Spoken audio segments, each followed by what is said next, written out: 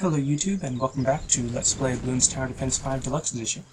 In this episode, I'm actually recording this seriously like less than a minute after I recorded the last episode, so that's why the chest is already collected. I'm just going to record maybe one more episode after this, just to have some a little bit stockpiled. So alright, now we're going to the Haunted Swamp, which I've never been to. Well, actually, I have been here on the, what's it called, co-op mode, so I do have a little bit of experience here, and yeah, I'll put it there. One thing that's interesting is that some people, they'll use the dart monkeys first because, you know, they're cheap and they're nice, but they have quite a short ceiling on how good they can get. Now if you use a ninja monkey, then right now as a lane buster, it's actually pretty good because it already has the extra popping power so that it can pop through 2 Bloons at once, or 2 Bloons in a single throw. Now you don't need Seeking Shuriken right at the beginning, especially when you have this long path, because with the Ninja Discipline it has a quick attack range, or quick attack speed and a pretty good attack range, so that you can get through these early rounds pretty well. Then when you give it the sharp shurikens, you can pop through even more Bloons, so it's an even better lane buster than the Dart Monkey. Dart Monkey is pretty good, and I think it does get a little bit more range, and then it also gets camo detection within its upgrades, but the Ninja Monkey already has camo detection, plus those extra sharp shurikens and everything, so I think it actually even shoots a little faster than the Dart Monkey. I haven't like raced them or anything. And again, you don't need the Seeking Shuriken yet, because the shurikens already go in a long straight pattern, so you don't need them to target anything until you get to the point when the Bloons actually get past you and then you're shooting off in different directions. Then it is better to get the Seeking Shuriken, or when you save up enough money for the double shot, when he throws 2 shurikens at once, the second shuriken kind of goes off course a little bit, so adding the Seeking Shuriken then will help you to actually make use of that second shuriken, because as you can see it's kind of just going off to the side, and I think it might be able to hit some Bloons as they're coming out of that track, but I'm not really sure. So then once you put the Seeking Shuriken on, then both shuriken will come out the middle and get about 8 layers per shot, which is very useful. And obviously I'm not using boomerang monkeys as much, because I'm not using any, but the ninja monkeys are good starting monkeys. They're not enough to carry the game unless you have a monkey village to give it the Monkey Intelligence Bureau, I think. That will allow it to pop lead Bloons.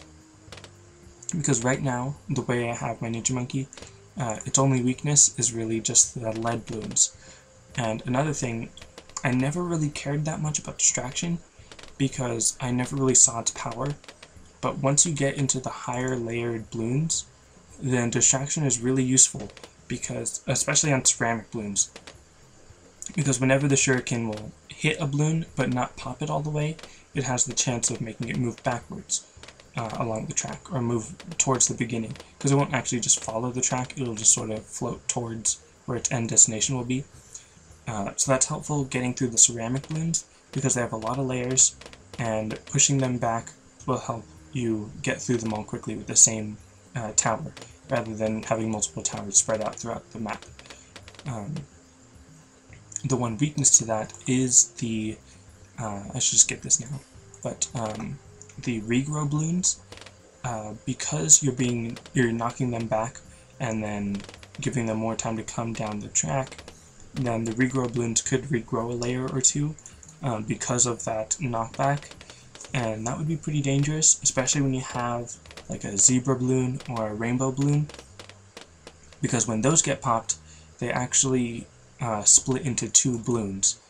So like one zebra holds, I think, 1 black and 1 white Bloon, or maybe 2 black and 2 white. I'm not sure why I don't remember which one is which, or like where it splits or whatever. But as I was saying, so Ninja Monkeys, they are really good, but they do have those two weaknesses, the lead and the regrow bloon, because of that distraction. And there you could see that also because of the Seeking Shuriken, even if a bloon is outside of your attack range, if there's another bloon within your attack range, your Shuriken may be able to hit one and then go and seek out the other one that's outside of your attack range. So don't freak out too much once you miss one, and there actually, yeah, I'm not able to hit that one. Now this might actually be not the best spot for the Ninja Monkey, because here it doesn't really have much range on any other part of the track. If I were to put him here, right where my mouse is, then it would still be able to attack this lane and get a good lane busting power, plus with the Seeking Shuriken it would be pretty good no matter which way it's facing, as far as where the track is, but also because it would have this little area within its range, it would be able to get the bloons that are also outside of its range.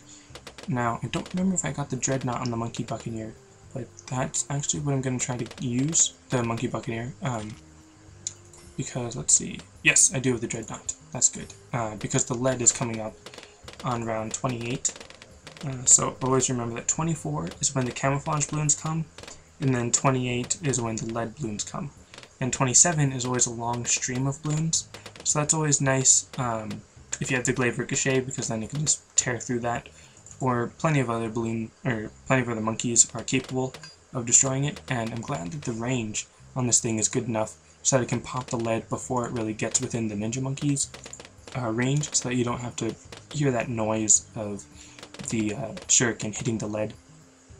And then you can also actually use the shuriken's popping power to help you with that. And I'm actually going to set it to strongest, just so that it's more likely to target the lead bloon than the other bloons. However, the attack rate is good enough so that it's attacking pretty much all the bloons. And yeah, now I can just set it to first, because it's not going to make much of a difference this time. And the Grape Shot is good for getting multiple bloons rather than just the one cannonball that you're shooting. So that's always something to think about. And Camo Detection is good for the Destroyer, because it's able to pop lead when you have the Dreadnought ability, which really helps out the Monkey Buccaneer. And, that's strange. It doesn't... Oh, that's why. Because the bloons aren't really in the Ninja Monkey's detection range, so that's why it's not attacking. For a second I thought that the Ninja Monkey wasn't able to detect the camo bloon, but it's fine.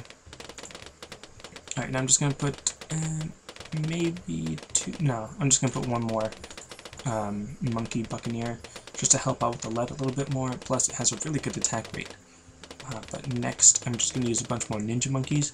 This will be a boomerang-free level, because one of the biggest disadvantages of the Boomerang Monkeys is that they don't have camo detection, except for the Glaive Lord ability, or upgrade, and that's a really expensive upgrade, so you're not really going to be able to get it before most of the camo rounds, definitely not before round 24. If anyone can get that before round 24, that'd be pretty impressive, because I really wouldn't know how to do that. You'd have to have a lot of banana farms somehow. But anyways, once I get the Crow's Nest, like I just did, then I won't need any more Monkey Buccaneers, and I'm just going to focus more on Ninja Monkeys. And I feel like I can even tell that I'm kind of talking a little bit quieter, because I think I'm losing my voice again, because normally it'd be like, oh, I don't even talk that much, it's just a video, but I had to record that previous episode like 3 times. It was so ridiculous. And then now I'm recording this episode, so that is kind of a lot of talking, but I'm sure that if I spend more time doing this whole Let's Play thing, then my voice will get a bit stronger, so that I don't run out of voice as soon. Alright, now just building this up a bit. Now, another thing that I think I mentioned in the last episode, but it might have been one of those times when I didn't record it well enough or something. Because of the Monkey Tycoon, the sell for amount is the same amount of money that you bought it for. So this one is 4,645, which means to duplicate this Bloonjitsu Master, I'll need 4,645 money. And like I was saying with the ceramic balloon, the distraction is really helpful for that. Now, here I already bought some, so it's 2,305, I'll just get 2,340.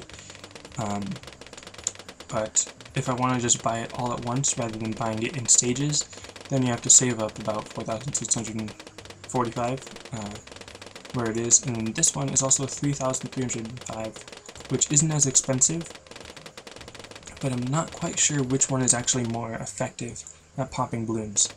The Dreadnought definitely has a faster attack rate, and it has good pierce, plus the Grape Shot, which I don't think is actually affected by the Destroyer. The Grape Shot stays the same, it's only the actual cannon or dart that you're shooting that actually gets affected by the Dreadnought, or not the Dreadnought, the Destroyer. But the Bloonjitsu Master, it shoots 5 shurikens that can each pop through 4 layers, or 4 balloons.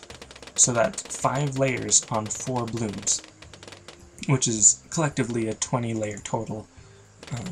But you'd have to have multiple balloons to take care of, or to really take advantage of that 20 layer, and there's more than 4 balloons most of the time, so that's usually pretty good.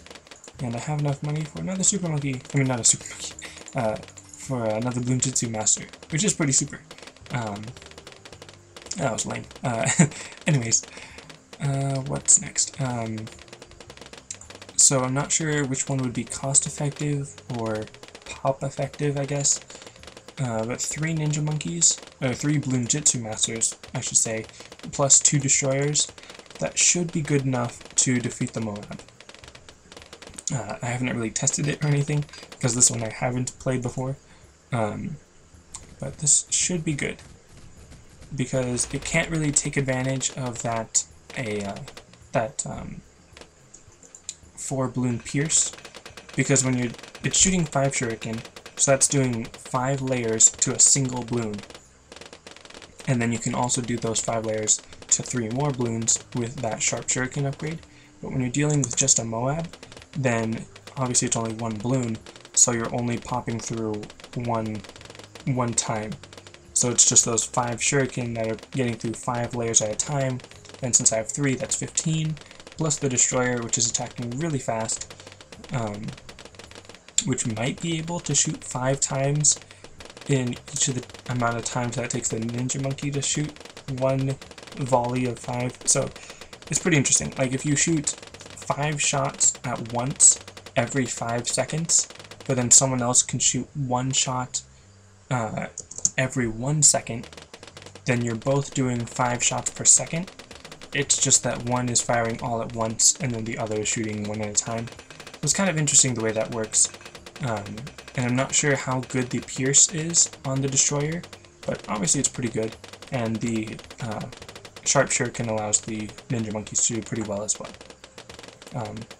Now I'm actually developing quite a bit of money, and I'm not sure I actually need to spend any more money because of how well this is going. So in fact, I'm actually just going to make a little spike factory here, just as a little bit of a safety net. Just in case, because I'd really like to see if this is enough to win this stage, just the way it is. And I'm actually pretty confident because of how well it's doing. But just in case, I'm putting the spike factory here as, like I said, a little safety net. Alright, and that is good. I didn't need the spike factory, and I had plenty of money left over. So there you go. And I don't even have the specialty building for them. But the Dreadnought, that is very important. Because of getting that lead. So the Dreadnought, it's a really cheap deluxe upgrade, and it's very useful. Alright, so that's it for this episode. Thanks for watching, and I'll see you next time.